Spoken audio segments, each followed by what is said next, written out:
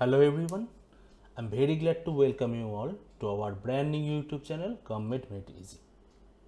Now since this is our very first day and also this is the very first post on this channel, I have decided that we should introduce our channel to you.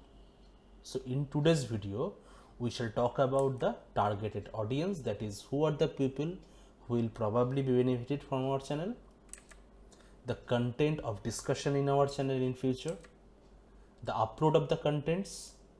We can also talk about the long term or future plan of this channel and as well as the scope for feedback and recommendation. But before we begin, let me introduce myself. I am Dr. Ratanu Vishwas, MBBS MD in Community Medicine. I have done my undergraduation and post-graduation from the state of West Bengal, India. I have been attached in different medical colleges for undergraduate and postgraduate teaching for over last 6 years, and at present I am appointed as an assistant professor in community medicine under West Bengal Medical Education Services. So let us begin. First thing is the audience. So we believe our channel will be able to benefit the undergraduate medical students, that is the MBBS students, also the postgraduate medical students pursuing MD and MS and diploma courses in different subjects, not necessarily the MD community medicine students only. The undergraduate and postgraduate dental students, the BSc and MSc nursing students, the students pursuing different paramedical courses, as well as young researchers. Now, research methodology is a different topic altogether, but under community medicine, we shall also discuss few important topics like epidemiological studies, biostatistics, etc., which are integral part of research methodology. So that is why we believe that our discussions will also benefit young researchers or those who have started their research work very recently. Now coming to the content or discussion in the different videos which will be uploaded in future. So under community medicine, there are a lot of important topics like health and disease, epidemiology, communicable diseases, non-communicable diseases, maternal and child health, related relevant national programs, nutrition, environment, basic biostatistics, other important topics like biomedical waste management, disaster management, occupational health, etc. I have also decided that I probably will cover the practical portion of the community medicine so that it helps the students in practical examination. Now, in future, or rather in our discussions in different videos, we shall discuss the basic and intermediate portion of individual topic. Since the primary target audience of this channel are the undergraduate students, so that is why I have decided to keep the discussion at basic or at most at intermediate level, not at advanced level as of yet. Maybe in future I will also consider advanced discussion. There are a lot of topics which are very confusing among the students, or maybe they make a lot of mistakes about those particular portion of different topics. So I will also focus on those topics which are very confusing or very commonly mistaken by the students. With time, we also encounter different relevant topics. For example, at this time of pandemic, COVID-19 is also very important. So maybe in future we shall consider some topics which are relevant for the time being. And of course, the requested topics which are very popular among the students, or maybe they want me to discuss about, I will consider those topics as well. Now here I have given a list of books which I believe will be helpful for the students. I have divided into must read books and also the optional books. Now let me tell you here that this is only for undergraduate students, especially if you are considering the MD community medicine students. This list is obviously not enough because the list for the MD community medicine students will be exhaustive. Also, this list is completely my personal opinion because what I find is important for students, some other teacher may have a different set of books in their minds. So this is again completely my personal opinion.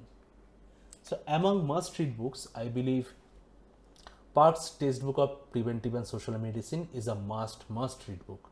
This is considered as the Bible of community medicine. So if you can go through this book thoroughly, you will definitely going to get very good score in your examination. For national programs, I will recommend Dr. Taneja, D.K. Taneja's Health Policies and Programs in India. For biostatistics, Indranil Shah and Bobby Pearl's Essentials of Biostatistics is very popular and very lucidly written. So I will recommend all these 3 books for the undergraduate students. About the optional books, AFMC Pune with collaboration with WHO has published Textbook of Public Health and Community Medicine, which is a brilliant and very nicely written book. Textbook of Community Medicine by Rajveer Valwar, another very popular book. There is also book by Sundarlal, a book by Surya Kantha, and also IPSM Textbook of Community Medicine. These are more or less commonly used book or recommended book for the undergraduate students. Jugal Kishore's National Health Programs of India covers all the national programs in much details as compared to those you will find in D.K. Taneja's book. For biostatistics at basic level, I will recommend Mahajan's Methods in Biostatistics as well as J.B. Dixit's Principles and Practice of Biostatistics.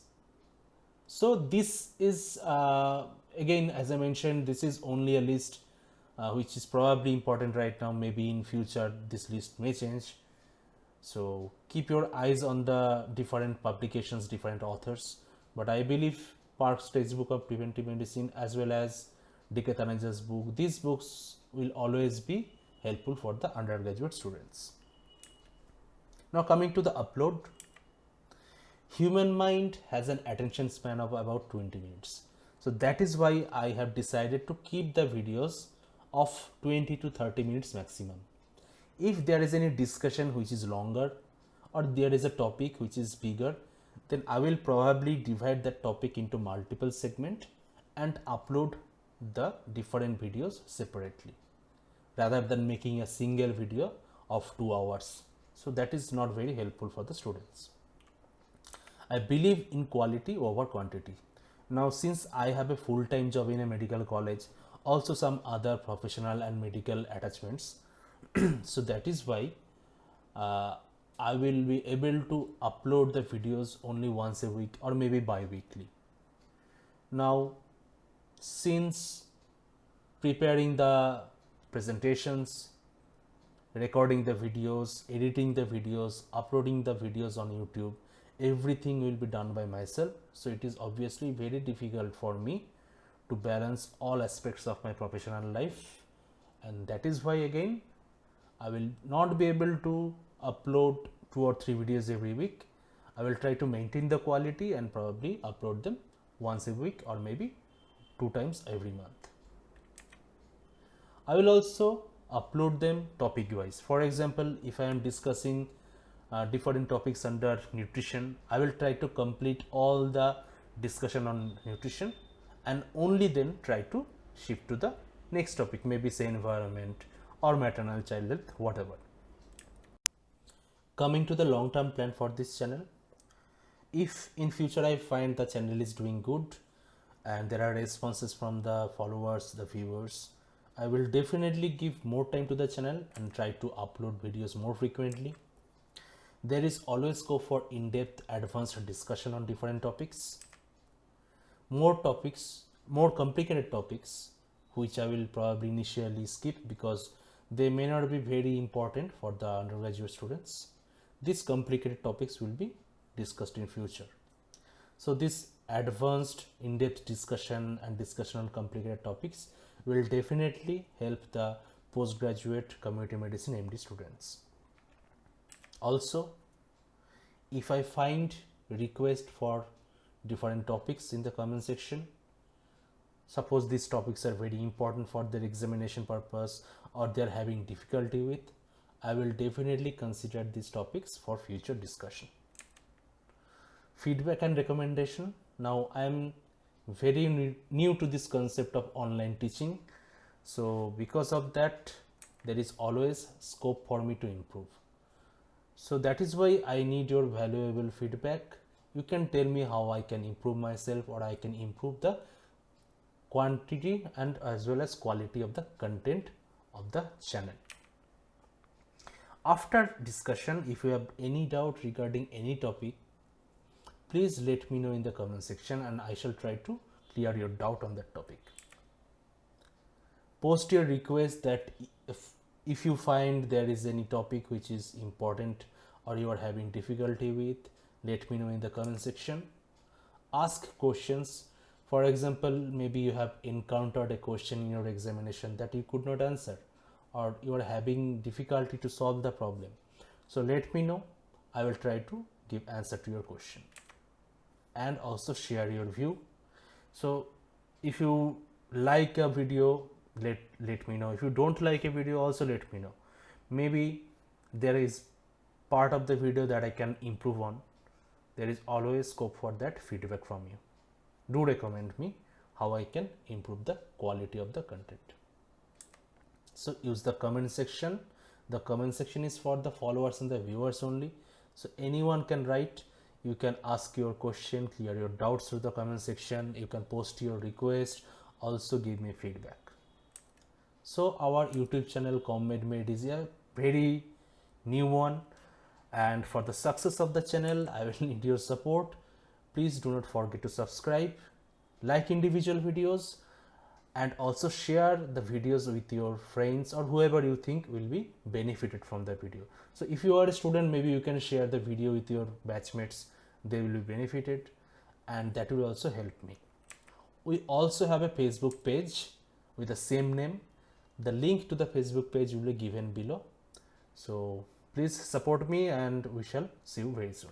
Thank you.